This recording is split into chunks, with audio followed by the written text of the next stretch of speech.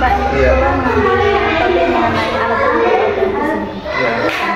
Di sini kan alat permainan ada dunia, itu berdasarkan pengalaman jenengan dalam mengawasi anak, itu alat permainan apa yang paling sering digunakan? Kalau saya mengamati anak-anak di sini, Mbak, hampir kalau masuk di ruangan di permainan itu yang dinaiki adalah seluncuran. Seluncuran, kemudian dia turun, seluncuran lagi. Kalau sudah 3 sampai 5 mainan, yaitu naik ke bola dunia. Setelah bola dunia itu kadang dia mau naik, itu agak takut, sehingga anak-anak itu itulah yang menjadi penilaian ketika anak main di situ, khususnya di fisik motorik, keberaniannya. Kira-kira kenapa anak kok paling suka seluncuran itu tadi? Karena ya memang permainannya itu apa ya? Seru gitu ya? Ya seru diminati anak itu. Saya belum pernah nanya, coba tanya aja kepada anak tersebut. Tadi tak tanya itu jawabannya seru aja gitu. Masih anak-anak.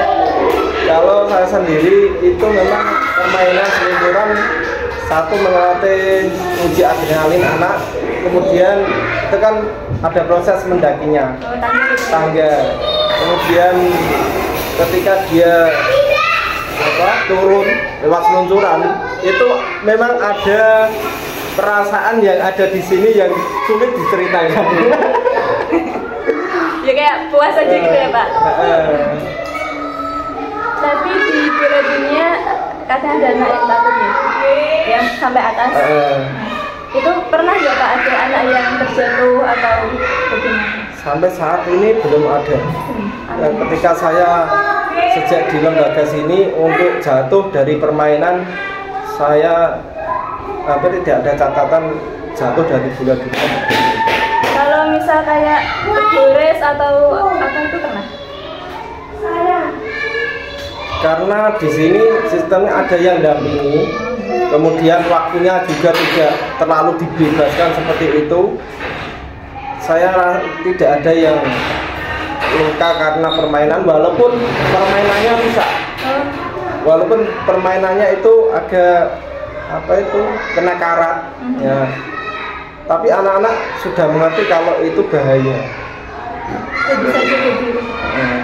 Kadang ya jatuhnya itu karena berebut, sehingga anak-anak itu jatuh tapi tidak berdarah dan tidak ada, cuma nangis gitu. Dalam mengawasi ketika anak bermain itu, guru punya penunjang apa? Guru penunjang pengawasan.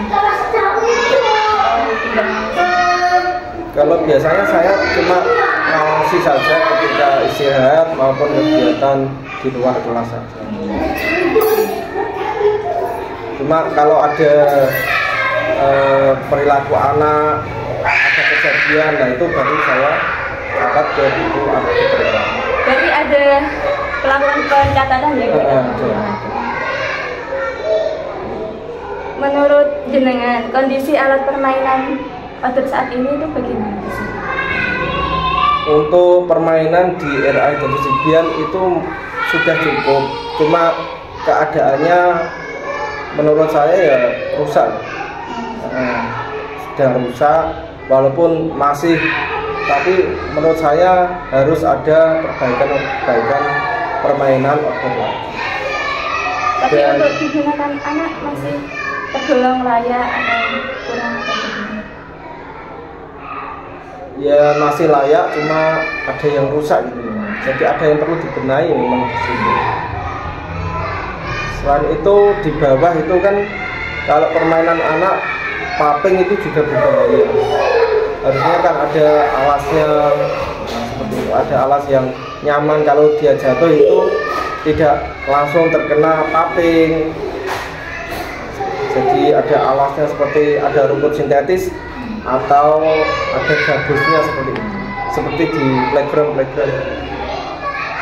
Untungnya tapi belum ada anak yang jatuh Anak, ya alhamdulillah saat ini belum ada anak yang terbentur karena besi itu, karena rubuh atau bagaimana, belum ada. Anak-anak sudah mengetahui itu besi berkarat atau berbahaya, jadi anak-anak menghindari besi-besi tersebut. Anak sudah paham. Di sini kan unik ya Pak. Biasanya kan alat permainan itu juga ada tapi ini kan di sini termasuk ya di dalam. Itu kira-kira tantangannya apa Pak? Atau ada harus ketentuan? Untuk permainan luar kelas, tapi di dalam lembaga.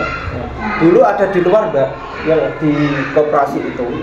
Sebelum ada koperasi, permainan ada di sini. Sini depan. Toko ini. Toko yang ada. Itu dulu sebelum ada toko itu, permainan di situ, disentralkan di situ.